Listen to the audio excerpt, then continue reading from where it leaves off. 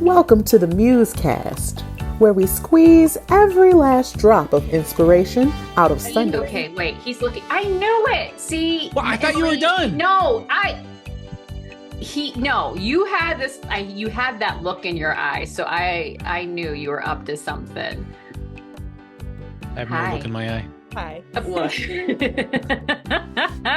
Hey, happy Muse Day. Don't mind our bickering. It's just, us doing what we do. But today we're doing it with a special guest. That's right. On my screen, she's right there. So that's what I'm going to point. She's not right there. She's over here. That's where she is. I'm right. You're wrong. She's here. Emily's with us today. I just have to say, Emily, in all sincerity, and you guys don't even have to pay attention to this, but Emily, in all sincerity, it was just so good to see your face, to hear your voice, just like to get access to that lovely brain of yours and just the way that you dive into stuff and the way you geek out about things. It is just so endearing. I did have to watch your sermon 3 or 4 times to get it all. Oh my gosh. It's so rich, but it was just, I loved it. Thank you so much for stepping out and doing that in a safe way, because that's what's important. And it was just delightful to see you and to hear you. And so I'm not getting into the show. I just wanted to say that privately while no one is paying attention to what we're doing here. Yeah. Thank you. And it was really good that we recorded it in advance, because Sunday Saturday, Sunday, I was walking around like there were 4 inches of mud on the bottom of my shoes, just clumping. So wow, that is insane. Yeah, I have to say, I agree. Mandy, your sermon was so good. It was awesome. Yeah, Mandy. Sally, I was Becky, just thinking, that's what it is, no, yes. Sarah. Oh, wait. Okay, wait. Okay, so I had my sermon like really carefully written out, like paragraphs, as you know, because we saw them, and I was like basically like reading it, and then I realized, oh my goodness, at the end there's those announcements. So all I did was just put prayer, MuseCast, gathering groups. Well, by the time I got to that, my brain was so dead. Yeah, so done. Totally. I saw the word MuseCast and my brain started going Mayday. It's a something, there's these 2 people, it's like Sean and Dana or something like that. Sean and Dana, that's hilarious. It's Shawna. Right. We made it, we got it out there, so feel free to call me whatever. It was like, what is a MuseCast? What is it that we've been doing for this many years? Emily, do you have a middle name? Yes, I do. Oh, the J. Do you want to play the middle name guessing game? Is it Jennifer? No. Jessica? Joy? It's Joy. No, it's not. It should be Joy. It should be Joy, right? I mean, it's Joy. I've decided. Yeah, right. Yes. Seconded. It's forever changed. Seconded. Yeah. Okay. That's the way it goes. Okay. Well, I guess you'll just never know then. What was it before we fixed it? What was it before we changed it? It was June, after my grandma. Well, now that's I a feel good name. bad. I feel bad. Okay. June is such a great and joyful month. I can accept June. Yeah, I can too. Yeah, we're gonna flip the tables and we're gonna go back to June. I'll tell my parents that you've approved my middle name. Yeah, good. They'll be thankful. Yeah. All right, you guys, it's Muse Day. Yay! We got to hear from Emily Morrison. Don't be a Mantis Shrimp. That's a title I can remember, Dan. Yay! Kent. No problem there. Although I will say, last week you got the title wrong all through your summary, and you caught it when we were chatting on the YouTube airing later on in the day. Oh, you're right. That's right. Yeah.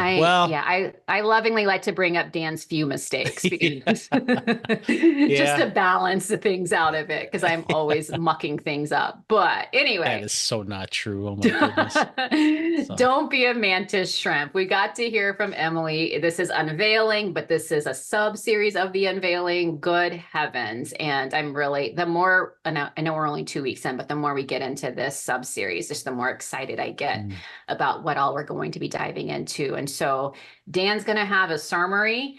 Emily's going to have some space to chat about some things and dive a little deeper, and maybe even share stuff that, if there was anything that got left out, we can share that, and we'll have a great discussion. So it's going to be a great show. Thank you, everyone, for being here.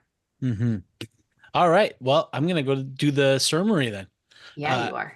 So in this sermon, so first of all, Emily starts off with some personal welcome back sort of notes, which I appreciated. And like Shawna said, it was really great to just see you on stage again and have you there and get to share your gifts and your, your wisdom. And it was just, there was like this default kind of baseline joy just having you on stage again. And so you couldn't really screw up this sermon because everybody was happy to see you, which was nice. Absolutely. But then you went and screwed up the whole sermon. That's the problem. So, no, I'm kidding. I'm kidding. Of course not. Did not. No, so Emily starts off by doing what Greg did and just kind of reading through this chapter, and then she sort of focused on this one part of chapter 4 where John says, "After this I looked up, and there before me was a door standing open in heaven, and the voice I had heard at first speaking to me like a trumpet said, 'Come up here.'" And so there's this sense in which John is being moved into this special place through this opening, through this doorway. And so Emily wants to focus on that and just the awe that is sort of invoked by that. And to kind of get at this, what Emily does is she looks at this idea of our awareness and what we know and what we have access to as people, and kind of talks about how in the past, Christians have kind of talked about heaven as this kind of other dimension, and people like C.S. Lewis have talked about, like, we are in the shadow lands, and where God is in this kind of real place where real light is. And she shares from Hebrews, where Hebrews 8:5, it says, "The priests serve at a sanctuary that is a copy and a shadow of what is in heaven."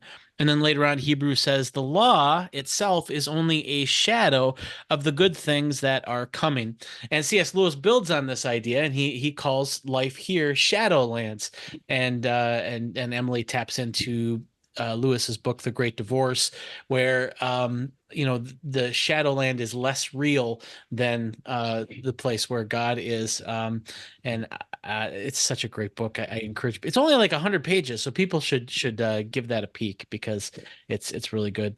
To get at this idea of these different kind of dimensions, Emily then talks about this concept of flatlands, and which is from a book, a 19th century book. But this concept, I don't think 99.9% of the people who use this concept of flatlands and three-dimensional world, 99.9% of them have not read the book Flatlands. It's just the illustration itself is just so profound that I think most people just run with it.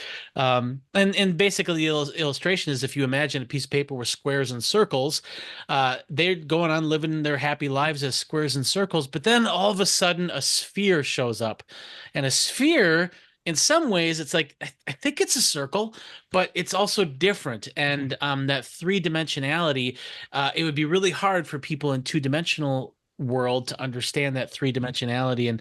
And that sort of kind of gets at this idea that what heaven is about, and you look at this vision of heaven and how strange and weird everything is.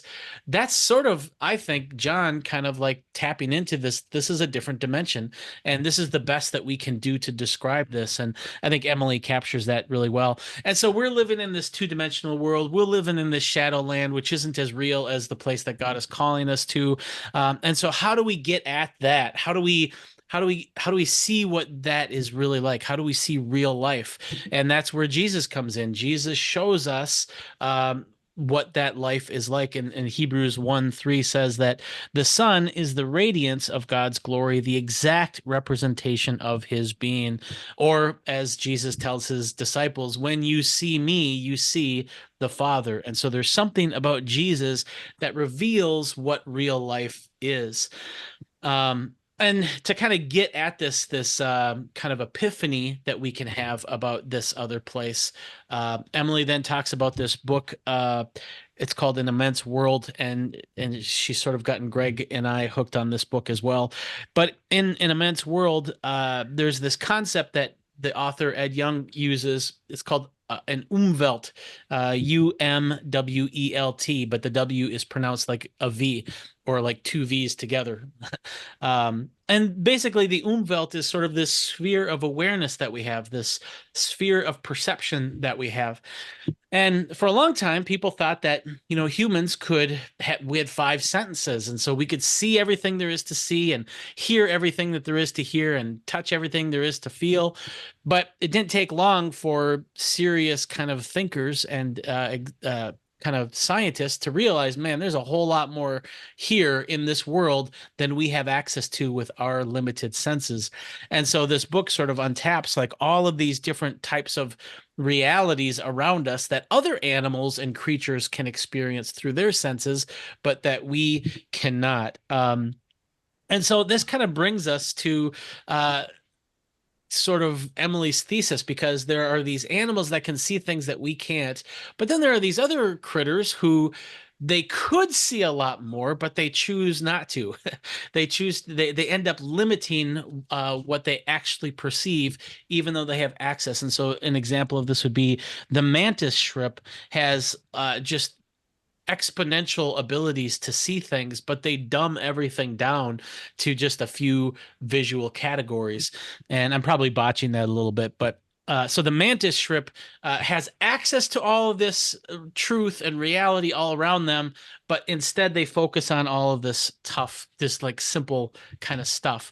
And so what Emily says is that we should not be like the mantis shrimp. We have access to the throne room. Through Jesus, through his revelation, through this brilliant, bright radiance of God's own light, we can see so much more. And yet so often people don't tap into that opportunity, and we end up continuing to live in two-dimensional world, in shadow world, without capitalizing on what God has given us.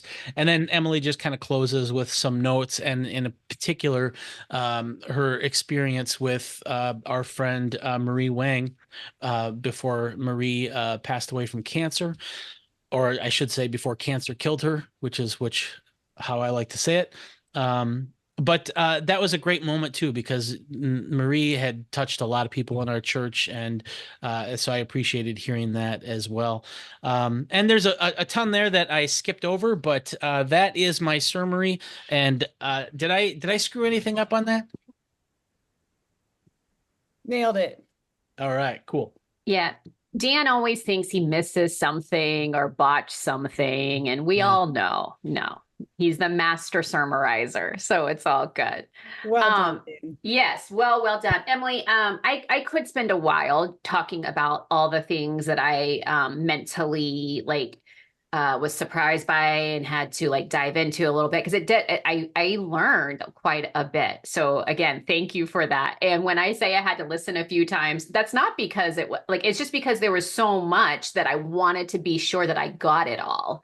I felt like the way that and I feel like you always do this, when you present, there's a lot there. And I feel like if I bypass any of it, I'm going to be missing out. And so I had to make sure that no, I need to know all these things. And I'm not like Dan and Greg.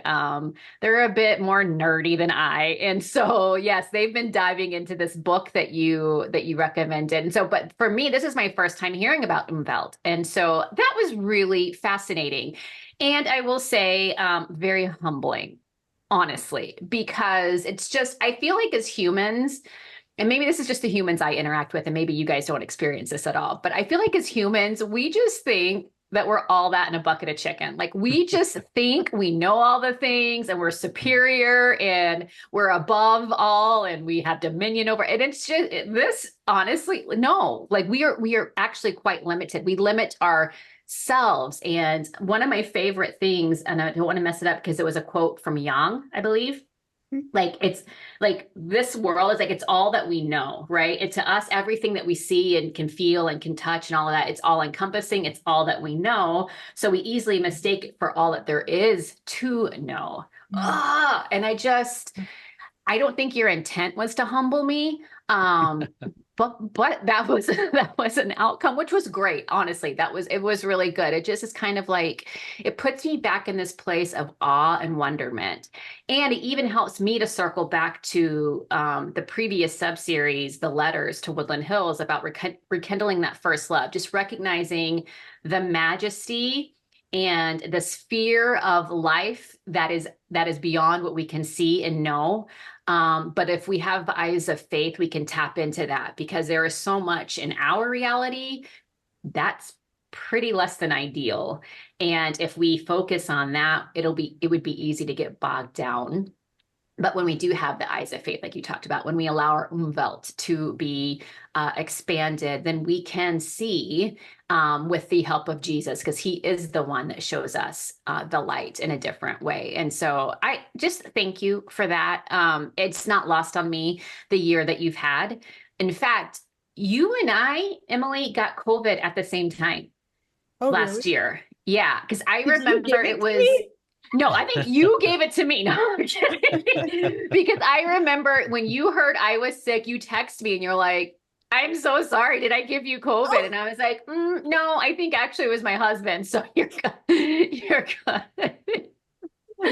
But, and so I say that to say that was April of last year, and you have had such the year. And if anyone could be in the doldrums, with good reason, it would be you. And for you to take the time and the energy and the brain space to present this to us, to say, this isn't all that there is more, and to give us that encouragement and that faith, I just think was really special. So I just, again, want to say thank you. And I was blessed by what you said. And I learned a lot. That was good. Yeah, man, I've needed that hope for myself. I think maybe that's why I needed this sermon. You know, so you guys know this, so often when you're preaching, it's you're just preaching to yourself. It's like, if nobody else hears this was for me. Absolutely. And I've needed hope a lot. Mm-hmm. So, yeah. So good. Yeah. And I agree with Dan. It was also super touching the way you ended your sermon with just mentioning Marie, and it being Mother's Day, and Marie's husband and son were in attendance, and just knowing that it's their first Mother's Day without her here with it was just really beautiful. But instead of being saddened by that, of course, Marie would usher you into the presence of Jesus. Like, of course she would, with her last breath. See, that's just who she was. And I just think that encapsulates so beautifully the joy that we have when we focus on Jesus, even in the toughest of times. So, yeah. Yeah. You know, this is not related to the sermon. This is related to Marie. And I didn't think of the Mother's Day angle, and that adds a whole new dimension to how beautiful that was.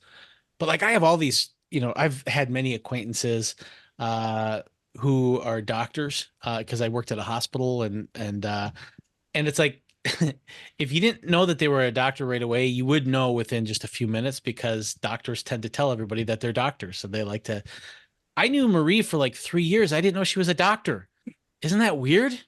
I mean, she's just had this, like, you know, salt of the earth kind of humility about her that that just shocked me. Yeah. It was very undoctor-like. Yeah. She was amazing. She is amazing. Yeah. Yeah.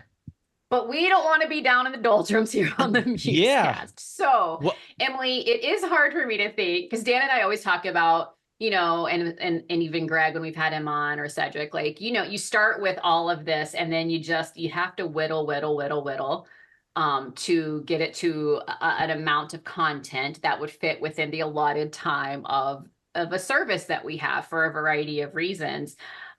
It's hard for me to think of what you left out, because, like I said, you do include so much. However, if there are things that you weren't able to include in the final sermon, or if there are things that, if you had more time and energy, you would have dove into a little deeper, we'd love to give you that opportunity right now. Oh, yes, totally.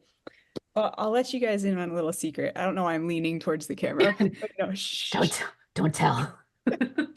I self-plagiarized this sermon. So last year I preached a very similar sermon for my house church. So 15 people have been exposed to this already, but it was based on the book of John and John chapter 6, when Jesus, it's after Jesus feeds the 5,000, after he walks on water, and then he has this whole like really weird conversation where I'm like, can't we just have a normal religion? Jesus is like, eat my body and drink my blood. And you're like, well, Christians are weird enough. Jesus, Yeah, that's nothing to be concerned about. You're fine. Yes. And then people leave him. But that passage in verse 55, Jesus says that my flesh is real food and my blood is real drink. And when I was reading that, I was like, why is he saying this is real? Like, what does he mean this is real? And that was what got me on the whole, like, what is reality? Because Jesus isn't saying, my body is like, my flesh is, I'm metaphorical bread. And so it got me thinking like, okay, then what is reality?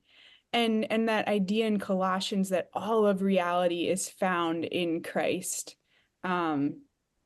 It just turned things upside down for me in a way that I had never seen before. But I spent enough time in the book of Hebrews that I felt like I couldn't add the book of John in because it's already confusing that we're supposed to be in Revelation. No, really, it's Revelation, I promise. I promise, guys. I quote from Hebrews like 7 times. But that was the germ of it, where it really started. And Jesus, and I think when you start thinking about, this is his perspective is so, it flips everything on its head, right? And I think though that it does leave you in this tension of it doesn't, and I wanted to make sure this came through in my sermon, but it doesn't negate our experience of reality. Yeah. Because I think you could take that and be like, well, this doesn't matter then, like this is all fluffy, whatever. But I think Jesus does a great job of Jesus does a great job. Good job, Jesus. Way to go. On, Lord. All the other times you kind of botch it. But that tension of the recognizing this reality and recognizing that it's not all that there is. So I left out John. I also left out man. So one of the things I love about Woodland is that they let me get I get to get up on stage and like just completely nerd out if I want to. Mary is sometimes the one who reins me in. But I preached a year ago. I got to talk about physics and like Heisenberg uncertainty principle. It was just like so much fun. And so I did leave out quite a few nerdy things. There's these ants that are blind. I'm not gonna. There is no way there was more nerdy stuff, Emily. I am. Yeah. Like, are you kidding me? No, go on about the ants. The ants are amazing. There's a whole chapter on smell in this book, okay? Because he takes you through each of the senses. And there's ants that are blind, and their whole world, they figure out their entire world through smell. And you're like, okay, here's these little tiny ants. That's their umwelt. They don't have sight. Their world is smell. On the other end of the spectrum are elephants. Elephants use smell for like everything. Their sense of smell is like, which kind of makes sense with the trunk, but I never thought about that before. So you have like ants and elephants, and it's incredible. The chapter on smell. There's chapters on like bats and echolocation. I didn't know that there are humans who echolocate. People who are blind can use the clicking to get around. It's incredible. So I left out a whole bunch of that. Yeah. Well, in the book, and so An Immense World by Ed Young is that the book where all that sensory stuff comes from. And Emily totally got Greg and I into this book. And there are so many, like every other page, I'm just like, oh, that'll preach. Oh, that'll preach. Oh, that'll preach. Because there's like, like for instance, there's these cleaner shrimp, and they're just absolutely gorgeous. And they have these bright blue stripes, and they're really pretty. But like, they don't have the visual perception to even know how pretty they are. And it's like, they don't even know their own beauty. I mean, it's like, that'll totally preach. Humans don't know their own beauty either. I mean, it's just, it's so cool. There's so many things like that in the book that it's just so cool. Let this just be a plug. If you want to join Emily, Dan, and Greg in their book club, you can just reach out and they'll get you all in reading this book by Young. It sounds fascinating, honestly. You're almost tempting me to but I But got a not lot quite. going It's on. okay. It's okay. Yeah. But It's like 500 pages too, so it's not like a quick read. So But a lot of that Dan, is end notes. that's true. Of course it is. Dan, Yeah. just do one of your Cliff Notes things on it, please, and then it can shoot to the top of the Amazon charts. Dude, it's already up there. It's I Like think your he Lord won of he the won the Rings. Pulitzer Prize. So this is Yeah, yeah, he this won is the a Pulitzer Prize for a book he wrote before that about microbes. But anyway, yeah. but Shawna, I did want to say something about what you're saying about humility, because I was sitting outside yesterday in my front yard in the sunshine, and this little bumblebee came through the yard. And I sat there and I watched it, and I just thought, what can this bumblebee see that I can't see? Wow. And I just watched it like bouncing around the clover and the flowers, and it was so humbling. And it was so like, here's this little bee, and he's gonna go back to his little nest, and he's gonna do the little waggle dance to tell the other bees where the flowers are. And yeah, it's just That so is beautiful. such a lovely picture, Emily. Because I mean, I'm not trying to like bag on humans. I'm just trying to say like there is so much that we are so unaware of, and we just live life as if everything is meant just for us. We see a bee or a bug and we're scared of it, so we try to kill it, or you know what I mean? It's just like, and as if everything is just for our consumption, our pleasure, and I think that this is a good reality check, just to say, gosh, there is so much more, but also to also be encouraged by there is so much more. Like this is not all that there is, and so that is a real encouragement. I feel, Dan, did you have something? I don't want to. Okay, well, you're muted, sir. So Yeah, I had my umwelt turned off. okay.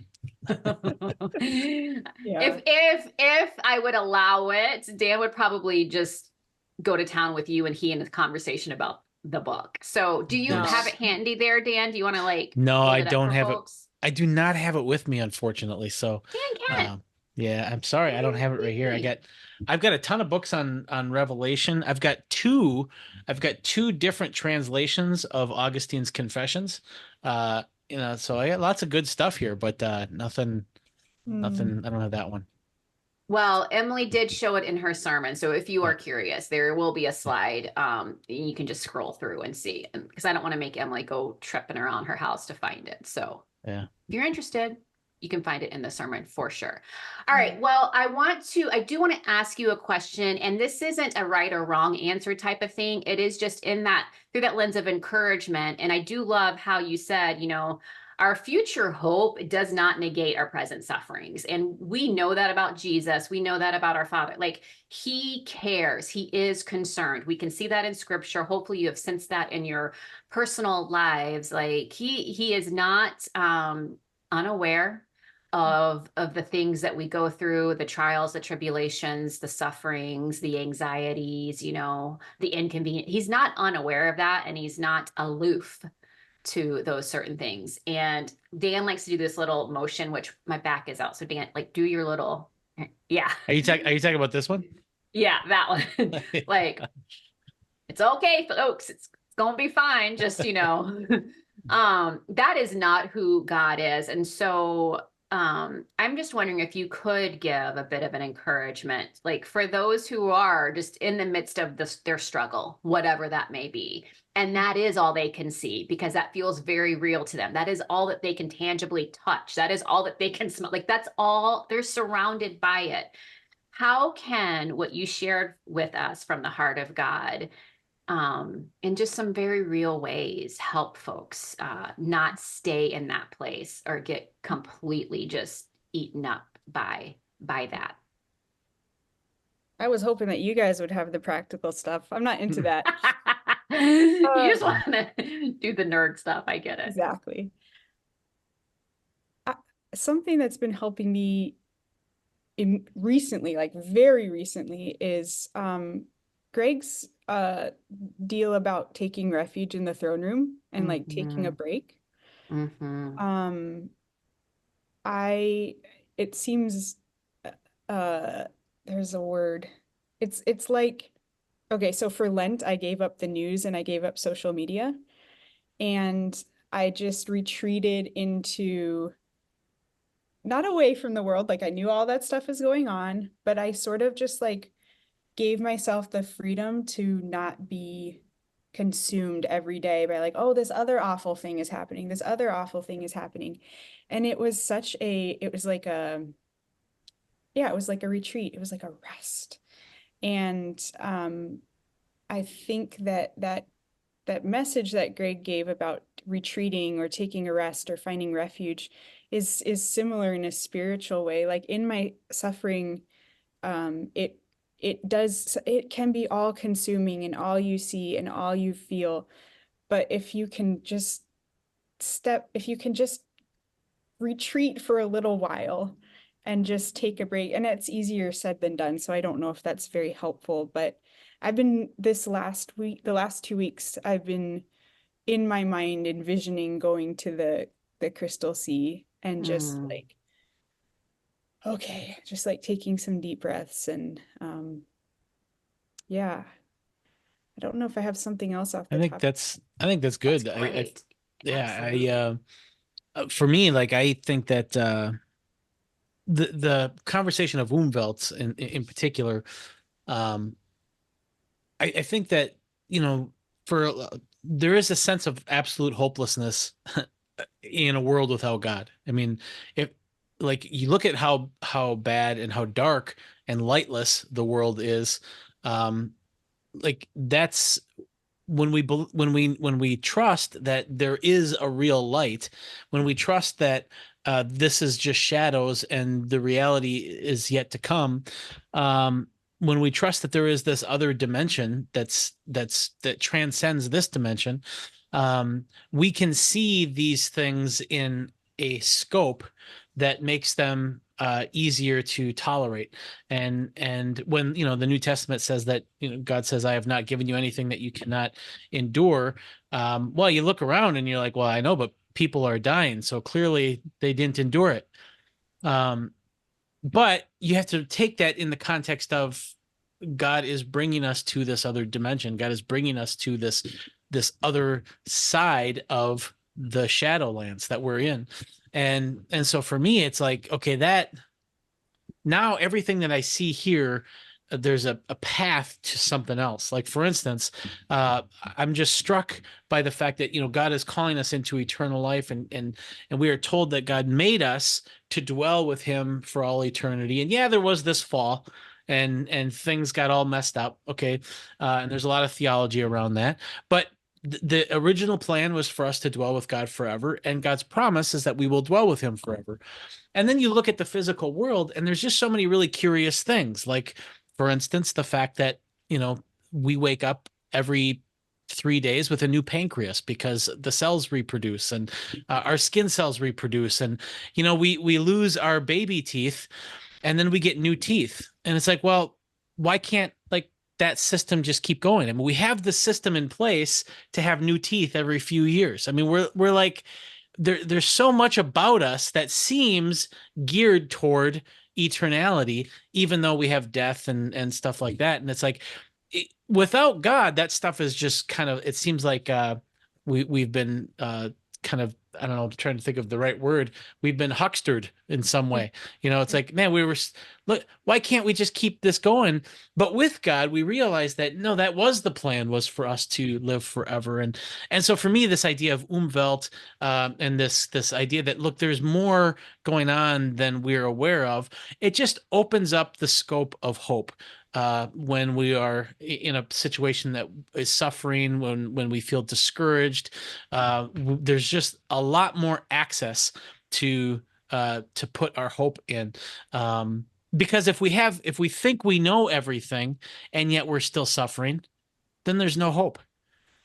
But if there is a door to another realm, then suddenly hope comes back. And for me, that's what's really encouraging about this sermon.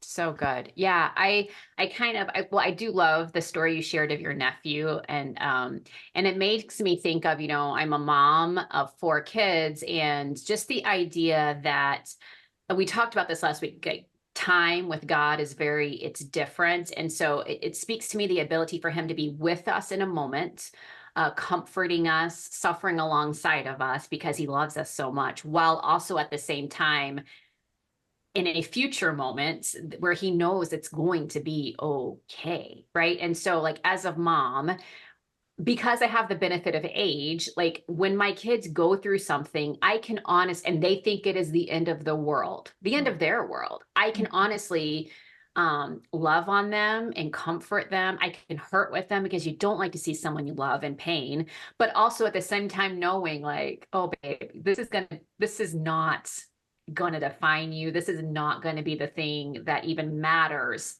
down the road. Like you will get through this. And so I think that's just a way of showing just the loving heart that we have with God, is that he is with us in the troubling times, while at the same time, whether it's a actual future for us or a future beyond, like he knows that that's not the end of our story.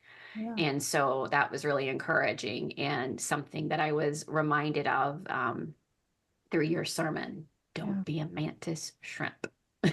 Good job remembering the title, Shawna. I know. It's just I'm wearing my shrimp socks again. Are you? Hey, all right. Be careful. I don't want you to hurt yourself. Oh. I don't think I'll ever be able to look at shrimp the same. I honestly don't. Well, these are like the kind of shrimp you eat, but like I said, I don't have managed. Also, just so people know, I recorded that sermon last Tuesday, so I did a load of wash. These socks are clean again, okay? People are like, good God, she's still wearing the same socks from Sunday. Yeah. I'll just say that I wore this shirt this weekend. I did not wash it. So just so the people know that you and I are not the same. Clean? Brown sugar, I've never washed brown sugar. I mean, you want that smell of old books, to be in there, That's part of the. Do you? Do you? That's where I would want my umwelt very much narrowed down. You wouldn't want to be the ant, depending on smell. No. Not ant nor elephant. Absolutely not. Like the human umwelt of smell. Yeah, I'll take it. Oh gosh, that's hilarious. Well, Emily, again, just thank you for such a wonderful sermon. Thank you for your time today. And hopefully you've got just a little more in you, because we are transitioning to what is lovingly known as Nugget time. Nugget time. My back. Okay, enough of that. Emily, since you are our guest, you get to choose if you would like to start Nugget time, be sandwiched in the middle of Nugget time, or end Nugget time. Oh, I think the first, second, or third. I think I want to go last. Perfect. All right. Save the that means you go first, Dan. Yeah. All right. Absolutely. Sounds good. Well, my nugget time is just simply this. Romans 1 verse 20 is sort of a classic, but it says, now I gotta see where I can find it. For since the creation of the world, God's invisible qualities, his eternal power and divine nature have been clearly seen. And I just love that, because it starts off by saying invisible qualities, and yet we see them. And which means that even though it's you can't see it, the divine quality itself, through our umwelt, we still see evidence of it. We see the reality of it around us.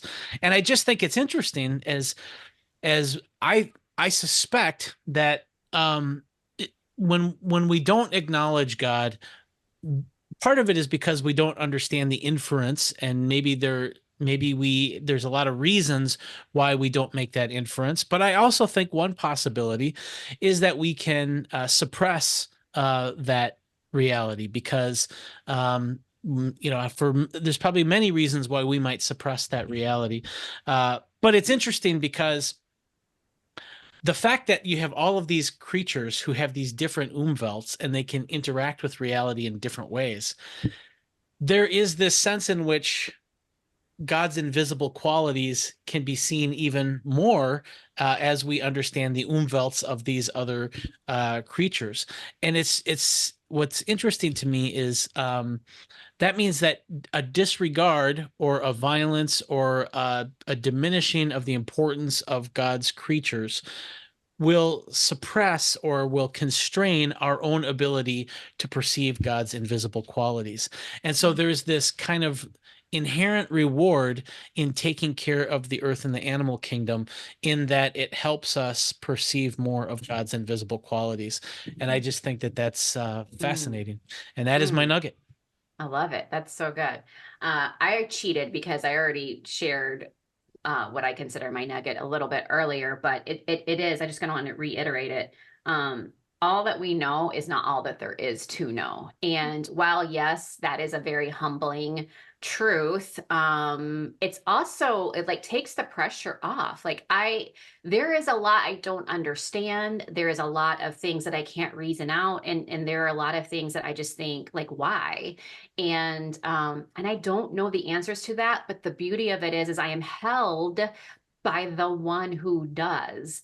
And I am held by the one who can bring comfort. And I am held by the one who will invite me into that throne room for rest, to give me peace and to restore my joy and to let me know that it's going to be okay. And so that is my nugget. It's realizing that I don't know all the things, and I can't certainly see all the things. And as much as I want to always have eyes of faith, there are times when my vision is diminished. But even in that, whether it's a willful defiance on my part or just a circumstantial, even in that, I am still held by the one who does see and who has all the truth and who knows that I'm going to be okay. And that to me is just a beautiful encouragement. And I hope that encourages you guys today as well. Yeah. Hooray. Wonderful. Go, June. Yeah. For me, talking about the unseen world and Hebrews again, fix your eyes on Jesus. Greg talks about the unseen world. We talk about the unseen world a lot at Woodland, but so often we talk about it in the context of battle. Mm-hmm. And it's kind of this grim picture of fighting and war, and that's true. That's true. But this working on this and this new going into the throne room is helping me to see that the spiritual world is not just battle, it's beauty. Mm-hmm. And I think we need that. I think I know I need that. Okay, I told Greg, I was like, the last several times I've preached, these are the sermons I've preached. Doubt, depression, anxiety, and loneliness.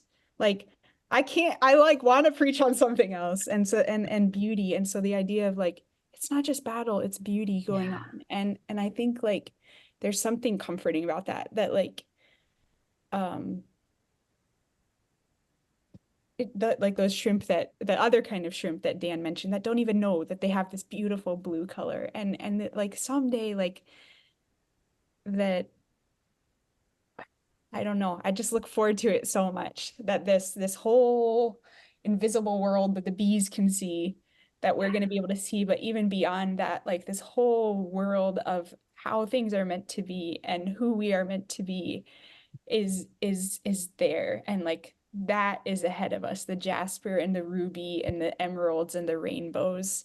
And so I hope people can hold on to that. It's not just the battle we can't see, there's beauty that we can't see, that we can see if we fix our eyes on Jesus. Amen. Amen. That was beautifully said, Emily. Yeah. Thank you. All right, folks, that's our show for today. We hope that you are encouraged by our conversation. Dan, are you giving me a signal? Are you ready to point out the? I do have a production note. For the love. Yeah, well, since we're here, we should probably just, normally we don't do our production meetings, during the show, but that's true. we have talked on the show about like, if anytime someone quotes Columbo or anytime Shawna shares a Texasism, we will have a little bell. Did you get one? I got a little bell here. So this is, I don't know does that come through? It might, maybe the frequency. Oh, I heard a ding. Oh, yeah, that's too bad. My microphone's umwelt is not strong enough to pick it up, I guess, because it's really loud here. So It All right. needs ears to Then- hear what yeah, the we'll phone have is to- saying. That's right. We'll have to get back to the drawing board on that. So Okay. Well, you know what? We try again. Thank you for coming to our production meeting. If you Yes. have any pointers, let us know. If you do have any questions or comments, Dan, I think, is going to show you where you can send them. MuseCast. yeah, well, you know, it's hard now because with three Oh, people, it yeah. gets all Who the messed heck up. So knows? usually she puts it over here. That's usually where MuseCast she at puts it. whchurch.org. And don't forget to chat with us at 4 p.m. Central on YouTube. Everyone, give Emily a big hand. Yay! Woo! Thank you. Thank you all. Have a wonderful rest of your week. Take care.